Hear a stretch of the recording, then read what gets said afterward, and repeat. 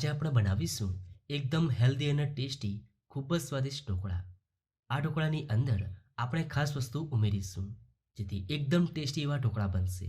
તમે આ ઢોકળાને ગરમ ગરમ ચા અથવા કોઈ પણ ચટણી સાથે સર્વ કરો, ખાવાની મજા પડી જશે. તો વિડીયો ગમે તો લાઈક કરજો અને ચેનલને સબસ્ક્રાઇબ કરવાનું ભૂલતા નહીં. તો ચાલો હવે બનાવીએ. તો એક બાઉલમાં લઈએ 1 કપ રવો, અડધો કપ દહીં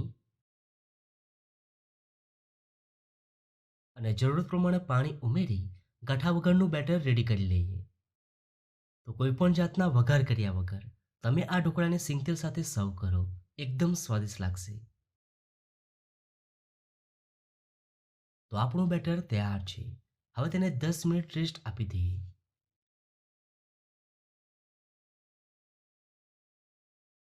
તો ખીરુંને પલળતા 10 મિનિટ જેવી થઈ ગઈ છે અને તમે જોઈ શકો છો ખીરું ખૂબ સારી રીતે પલળી ગયું છે.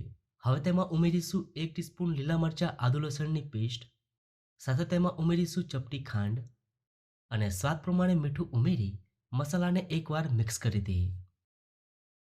તો અહીંયા આપણે ચપટી જેટલી ખાંડનો ઉપયોગ કર્યો છે, એનાથી આ ઢોકળા એકદમ સરસ લાગશે.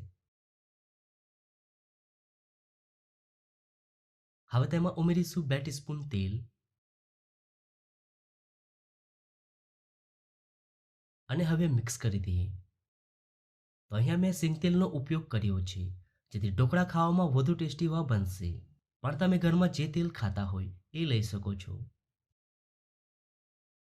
હવે તેમાં ઉમેરીશું ખાસ વસ્તુ જેનાથી આ ઢોકળા ખાવામાં એકદમ સરસ લાગશે.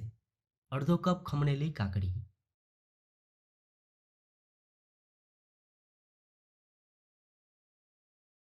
અને 2 ટીસ્પૂન કોથમીર. અને હવે કાકડી અને કોથમીરને ખીરું સાથે એકદમ સારી રીતે મિક્સ કરી દઈએ.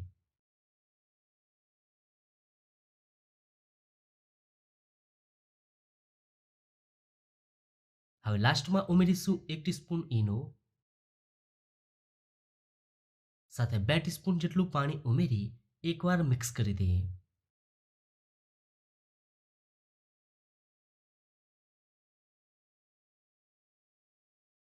તો ઢોકળા માટેનું ખીરું તૈયાર છે. હવે તેને પ્લેટમાં રેડી દઈએ.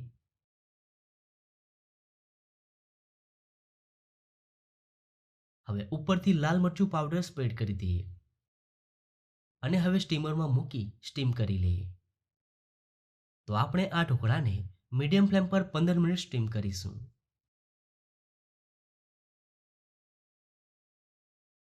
તો ઢોકળાને બફાતા 15 મિનિટ જેવી થઈ ગઈ છે.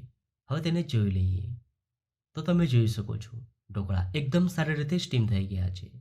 હવે ગેસની ફ્લેમ બંધ કરી ઢોકળાને ઠંડા કરી લઈએ, ત્યારબાદ કટ કરીશું. તો ઢોકળા ઠંડા થઈ ગયા છે. હવે ઢોકળા ઉપર આ રીતે સિંગતેલ સ્પ્રેડ કરી દઈએ જેથી ઢોકળા ખાવામાં ખૂબ જ સરસ લાગશે. અને હવે કટ કરી લઈએ. જો તમારી પાસે સિંગતેલ ના હોય તો ઘરમાં જે વાપરતા હોય એ તેલ લઈ શકો છો, પણ સિંગતેલની સાથે આ ઢોકળા ખાવામાં એકદમ ટેસ્ટી એવા લાગશે. તો તમે જોઈ શકો છો એકદમ સોફ્ટ અને જાળીદાર ઢોકળા બન્યા છે. તમે આ કાકડીના ઢોકળાને વઘાર કર્યા વગર પણ ખાઈ શકો છો. તો તમને આ ઢોકળાની રેસીપી કેવી લાગી?